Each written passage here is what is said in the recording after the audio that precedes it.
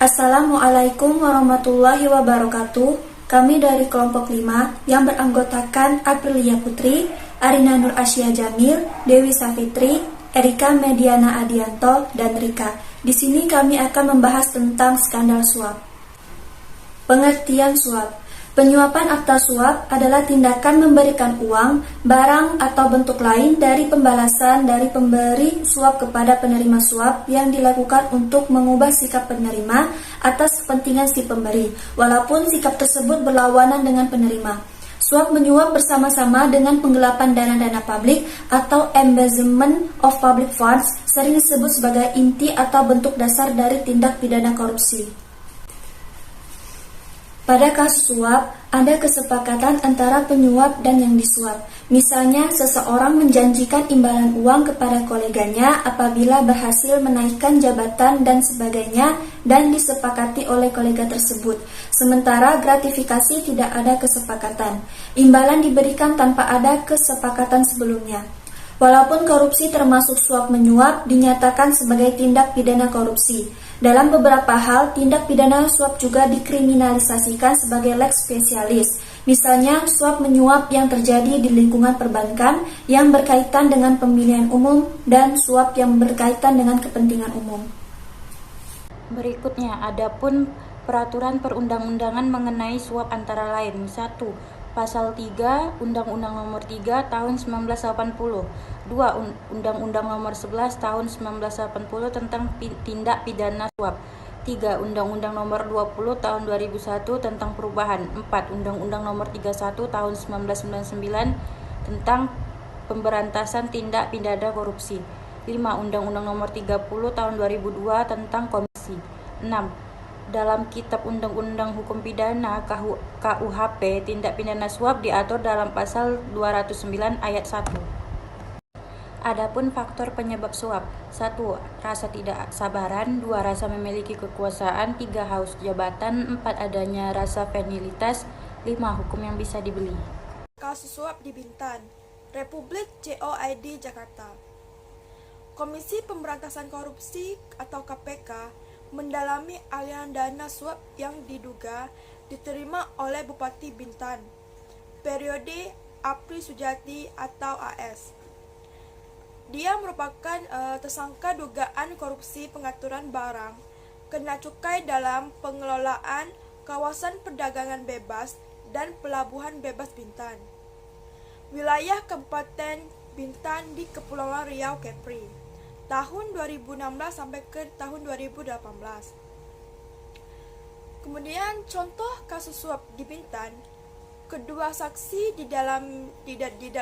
didalami pengetahuannya terkait dengan dugaan aliran uang yang diterima oleh tersangka AS dan pihak terkaitnya, baik sebelum diberikannya izin kuota rokok dan minuman beralkohol di BP Bintan, hingga terbitnya izin dimaksud, kata PLT juru bicara KPK Ali Fikri di Jakarta di hari Minggu tanggal 28 bulan 11. Pemeriksaan dilakukan pada Jumat 26 November lalu di Gedung Merah Putih KPK Kuningan, Jakarta Selatan.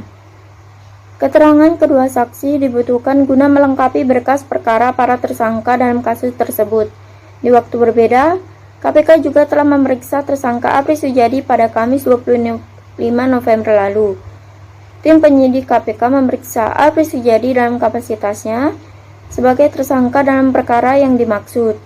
Dikonfirmasi terkait barang bukti berupa beberapa dokumen perizinan, kuota rokok, dan minuman beralkohol di BP Bintan yang diduga telah diatur siapa saja yang akan mendapatkan izin kuota yang dimaksud, kata Ali.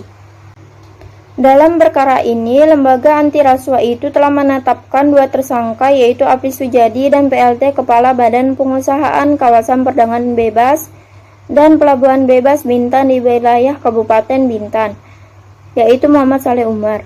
KPK menduga perbuatan para tersangka tersebut mengakibatkan kerugian keuangan negara sekitar 250 miliar. Atas perbuatannya, dua tersangka tersebut disangkakan melanggar pasal 2 ayat 1 atau pasal 3 Undang-Undang Nomor 31 tahun 1999 tentang pemberantasan tindak pidana korupsi sebagaimana telah diubah dengan Undang-Undang Nomor 20 Tahun 2001 Pasal 55 Ayat 1 KUHP. Tindak pidana atau sanksi bagi pelaku suap. Yang pertama, pelaku bisa dijerat dengan pasal 11 Undang-Undang Tindak Pidana atau Sanksi bagi pelaku suap, yaitu ancaman hukuman penjara paling singkat 1 tahun dan paling lama 5 tahun atau denda paling sedikit 50 juta dan paling banyak 250 juta. Yang kedua,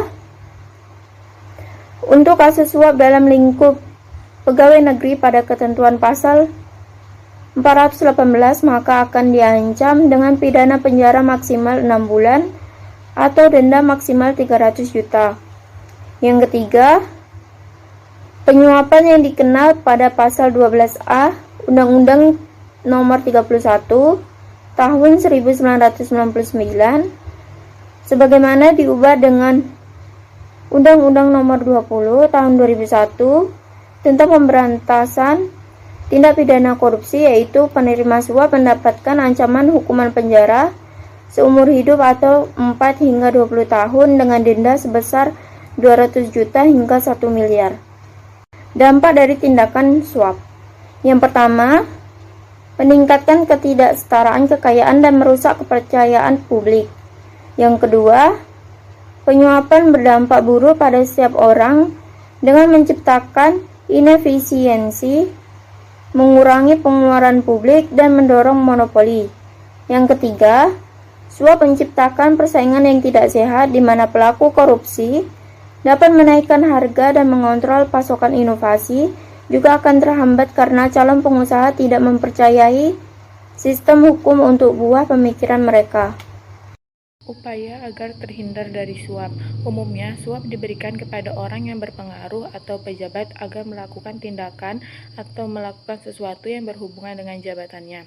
Orang yang memberi suap biasanya memberikan suap agar keinginannya tercapai, baik berupa keuntungan tertentu ataupun agar terbebas dari suatu hukuman atau proses hukum. Adapun cara agar terhindar dari suap menyuap. Yang pertama, niatkan bekerja sebagai ibadah, ingat keluarga, mensyukuri apa yang kita miliki sekarang, memahami kebutuhan dan keinginan, jangan ragu, katakan tidak atau tolak gratifikasi dan laporkan. Yang keenam, faktor lingkungan dan pergaulan. Yang ketujuh, menghindari atau meminimalisir pertemuan dengan stakeholder.